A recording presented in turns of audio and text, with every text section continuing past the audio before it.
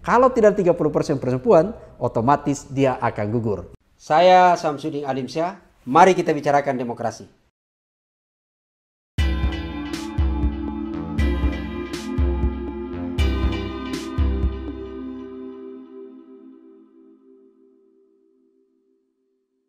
Halo kawan asa sekalian, saya ingin membahas ada hal yang unik tapi penting untuk kita ketahui dalam proses penyusunan calon anggota legislatif yang dilakukan oleh partai politik sekarang. Berdasarkan Undang-Undang Pemilu, sangat tegas di sana bahwa ada minimal gitu ya, keterwakilan 30%. Nah, kalau kita pahami semua, berapa sih sebenarnya jumlah caleg pada pemilu 2024? Yaitu adalah 347.584 caleg. Kalau dikali 30% itu artinya bahwa caleg perempuan minimal yaitu adalah 104.356. Ini total jumlah caleg yang seharusnya dipenuhi oleh masing-masing partai politik.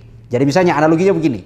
Partai A itu ikut pada pemilu di Kabupaten A. Dalam Kabupaten A ini misalnya ada 2 daerah pemilihan. Ada diperebutkan 8 kursi atau 10 kursi.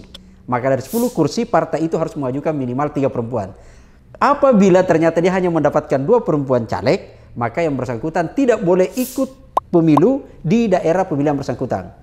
Kalau ternyata daerah pemilihan lain cukup, maka dia bisa ikut. Partai politik sudah lolos verifikasi itu 17. Bukan berarti nanti dia akan ikut pemilu di setiap daerah pemilihan. Tergantung apakah calegnya mencukupi atau cukup dan itu ada 30% perempuan.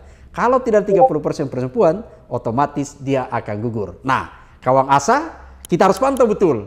Jangan sampai ada partai politik ternyata caleg perempuannya tidak cukup. Cukup 30%. Tapi ketahuilah siapa perempuan yang diajukan itu. Satu misalnya, jangan-jangan ada suami istri. Itu satu. Yang kedua, ada anaknya sendiri.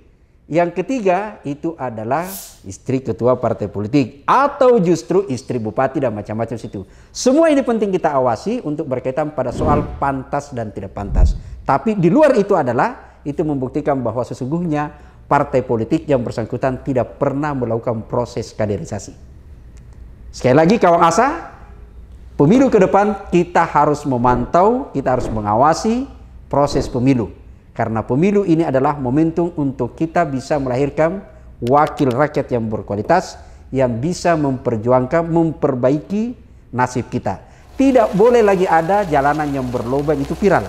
Dan tidak boleh ada lagi masyarakat, warga kita meninggal di rumah sakit hanya karena tidak mampu membayar, tidak dilayani oleh dokter karena tidak ada uang untuk berobat. Tidak boleh ada anak yang tidak bersekolah hanya karena tidak ada duitnya. Itu artinya bahwa nanti pemimpin adalah yang dipilih berintegritas, punya kepedulian dan memastikan bahwa masyarakat harus terlindungi.